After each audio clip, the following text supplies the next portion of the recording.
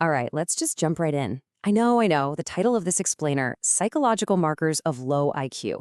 It sounds pretty harsh, right? Maybe a little judgmental, but trust me, stick with me on this one. We're not here to slap labels on anyone. What we are going to do is explore some really fascinating psychology behind the everyday habits that can either supercharge our intellectual growth or, well, stop it dead in its tracks. So that brings up a huge question. What does intelligence really look like in the wild? Because it's not just about a score on a test. Not at all.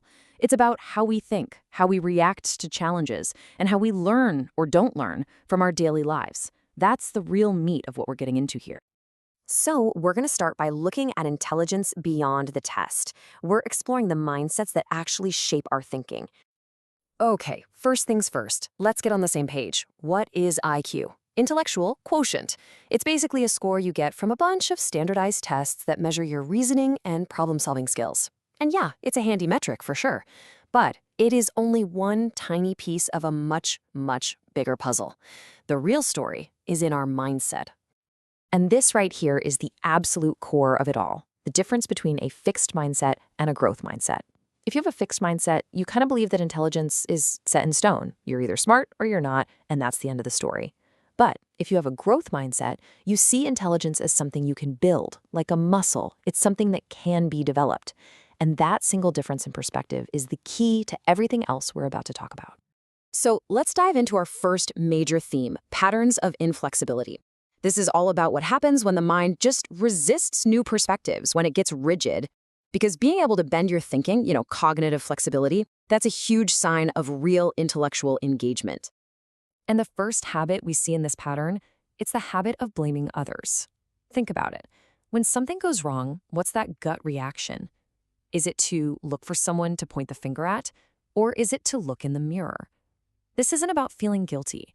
It's about whether you see a learning opportunity or just an escape route. And the psychology behind this is so interesting. Blaming other people is basically a defense mechanism for your ego.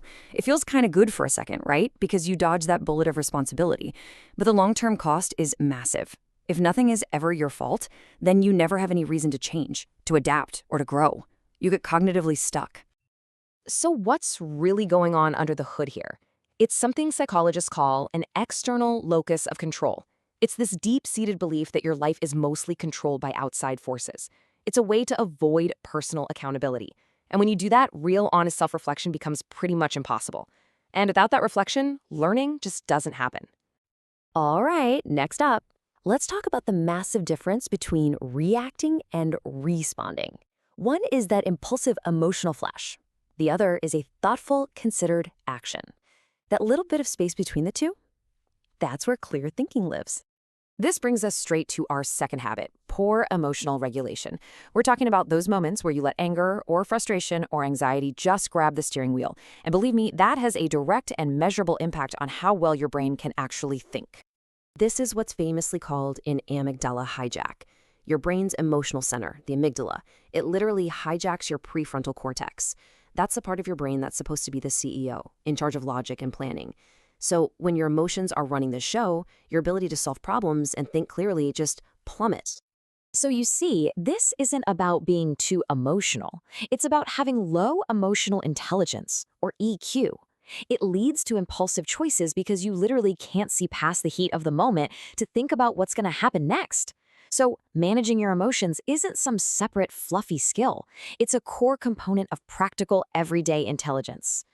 Okay, let's move on to our final theme, and it is a big one, curiosity. We usually think of this as just a personality trait, you're either curious or you're not. But it's so much more than that. It's an active cognitive practice. It's a choice you make to stay open and actively seek out new things. And what's the one habit that absolutely murders curiosity? It's the belief that you already know everything, that know-it-all stance. An attitude like that doesn't just make you kind of annoying to be around, it slams the door to learning shut before you even get a peek inside. And this is a perfect illustration of the famous Dunning-Kruger effect. It's this bizarre cognitive bias where people who are the least competent at something are the most likely to overestimate their own skill. It's why one of the absolute smartest things anyone can say is, you know what? I don't know the answer to that, but I'm going to find out. That kind of humility, That's a sign of real intellectual strength. So, behind this know it all attitude, we find a couple of other things. One is a strong confirmation bias. That's our brain's tendency to only look for information that proves what we already believe. It's also tied to something called a low need for cognition, which is really just a fancy way of saying someone doesn't really enjoy the act of thinking deeply or wrestling with a tricky idea. Okay, so we've looked at three really distinct habits. Now let's pull it all together and connect the dots. Because the point of all this isn't to diagnose anybody, it's to build awareness so we can spark our own cognitive growth. This right here is the big aha moment. This is where it all clicks. You see, each of these habits isn't just some random bad behavior. It's a symptom of a much deeper cognitive pattern. Blaming other people? That points to an external locus of control. Those knee-jerky emotional reactions? That's a sign of low EQ. And that know-it-all attitude? That reveals a deep cognitive inflexibility. Just seeing these connections, that is the first crucial step toward making a change. So I want to end not with a conclusion, but with a direct question for you. This isn't just trivia, it's a tool for self-reflection. Looking at these patterns we've talked about, what's one small cognitive habit? Maybe it's not blaming, maybe it's taking a single breath before you react, maybe it's just admitting, I don't know. What is one thing you could start working on today? Because the answer to that question, well, that's where real intelligence begins.